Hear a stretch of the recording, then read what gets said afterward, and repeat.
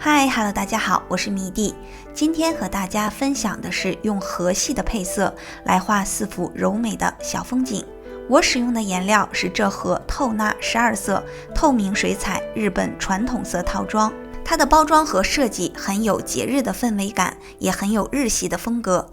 打开来呢，里面有12种颜色，每一管是5毫升的，色系也都是偏柔和的色调感。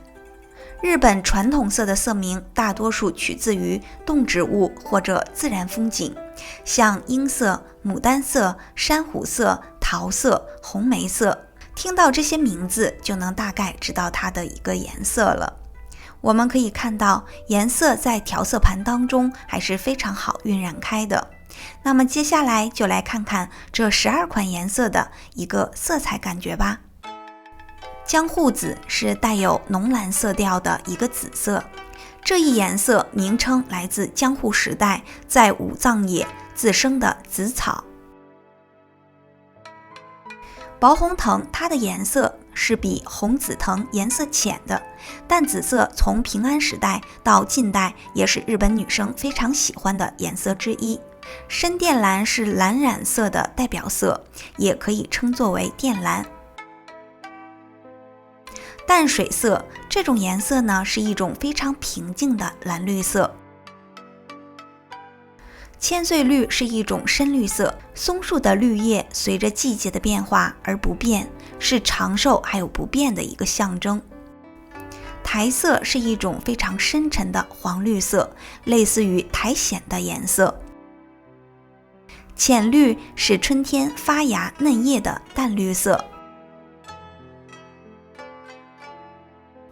香色是一种带有灰白的明亮的黄红色，一般把红花和栀子花杂交染成的颜色称作为香色。珍珠色指的是稍微有点黑的炖红色，珍珠色的优质品被称作为朱砂。葡萄茶色呈现红色，略带紫色，有点像葡萄酒的颜色。姜黄色草的根部呈现的亮红黄色，它起源于印度，奈良时代传入日本。焦炭黑就像木炭一样的深灰色。这盒颜料整体的配色呢，有柔和的色系，也有比较深的色彩，这样呢也非常好调色来进行一个绘画。好啦，接下来我们通过4种不同的色系，黄绿色、粉紫色、红黄色、蓝紫色来绘制4幅不同色调的小风景。第一幅是很梦幻的富士山景色。我们先把纸张涂湿，然后用姜黄色添涂天空的色彩。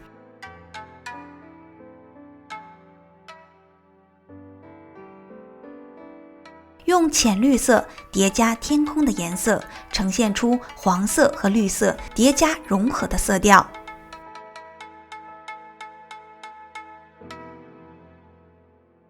把下部用黄色和绿色也晕染好颜色，然后用靛蓝加上浅绿色，把前景处的远山填涂好形态。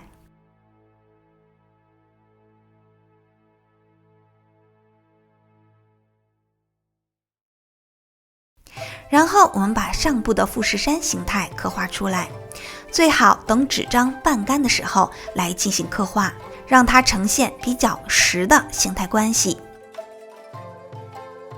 山体顶部的颜色呢，可以稍微深一点。然后我用江户紫加珍珠加靛蓝色添涂近处的草丛。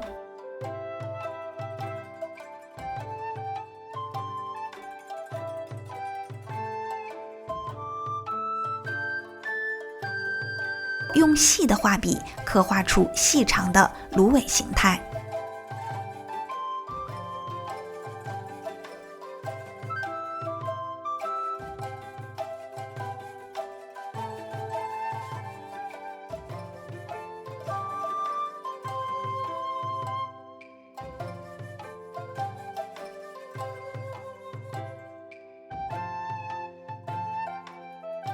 好啦，这幅小风景我们就完成了。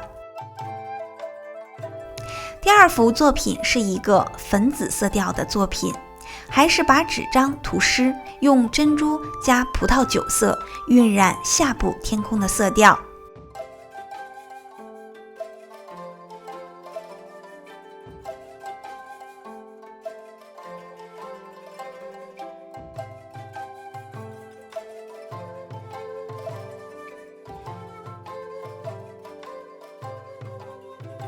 用薄红藤色加靛蓝色填涂天空上部的色彩，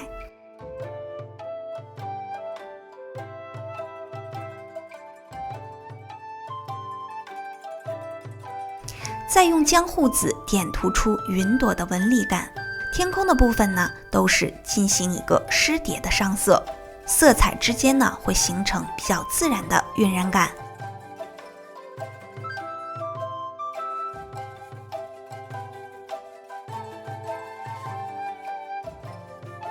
再用焦炭黑加上江户紫填涂下部最暗的树林色彩。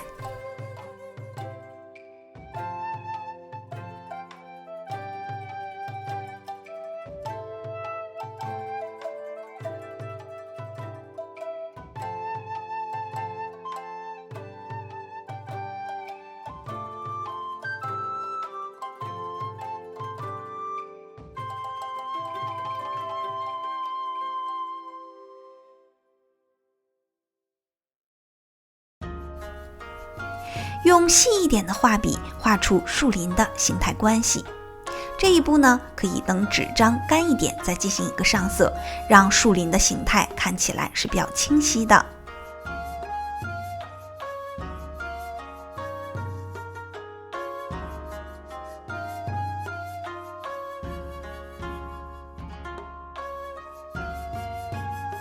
第三幅呢，是一个花田的作品，色调偏橙色系，把上部的纸张涂湿润，用淡水色填涂天空的色彩。如果感觉颜色比较淡，可以加入一点靛蓝色。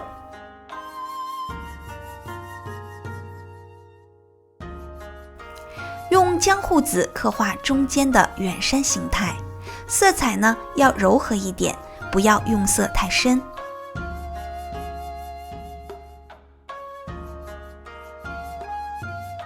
山体上部的边缘可以用深紫色来进行一个加深，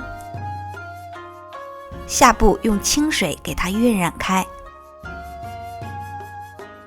用珍珠色点涂下部花朵的形态，纸张呢是保持干燥的。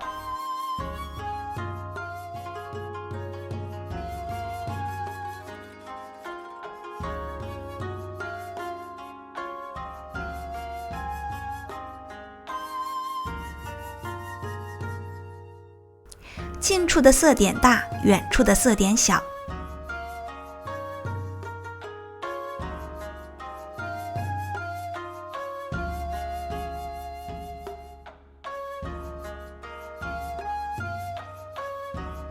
再用千岁绿加上浅绿填涂草丛的色彩，同时避开花丛的颜色。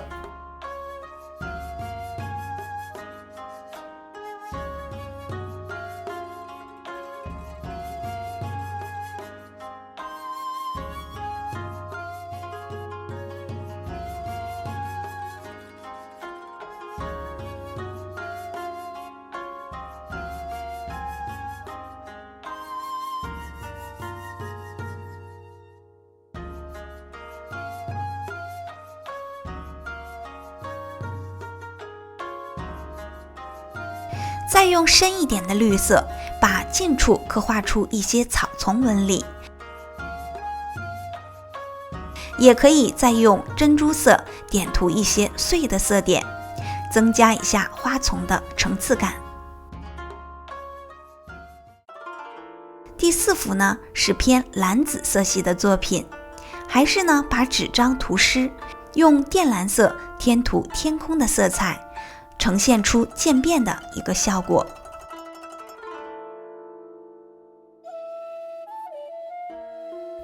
然后用浓一点的靛蓝色填涂左侧下部雪山的颜色，可以把整个山体的形态呢给它刻画出来。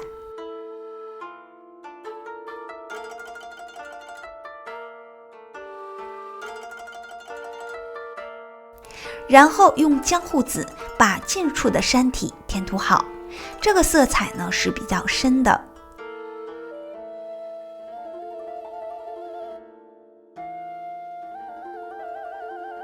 在山体的内部叠加一些靛蓝色，增加一下近处山体的层次。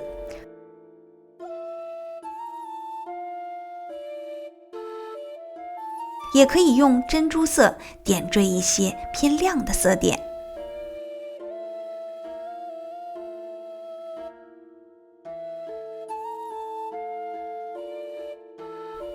用焦炭黑加紫色填涂针叶树的形态，这个色彩呢也是非常深的。画笔呢也可以选择一些小一点、尖锐一点的笔刷。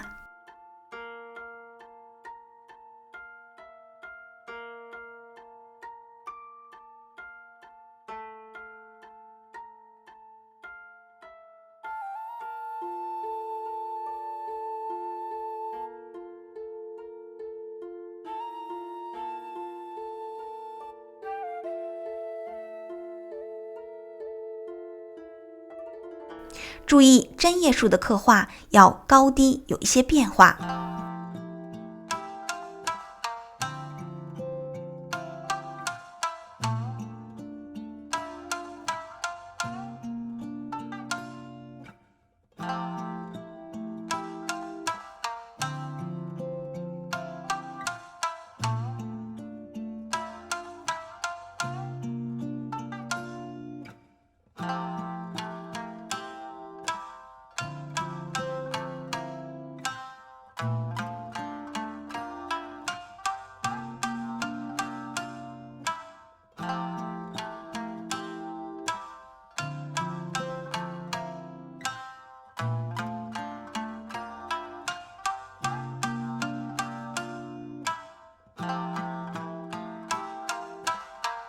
再用薄红藤加上白水粉刻画出月亮的形态。好啦，这4幅小风景我们就刻画完了。日本色虽然色调都是比较柔和的，但是因为有一些深色，还是可以调节出非常多的色彩，把很多明暗的关系表现出来。其实无论哪种类型的颜色，只要我们搭配好色彩，都是可以画出非常美丽的作品的。那么今天的视频呢就到这里了，感谢大家的观看，我们下一个视频再见吧，拜拜。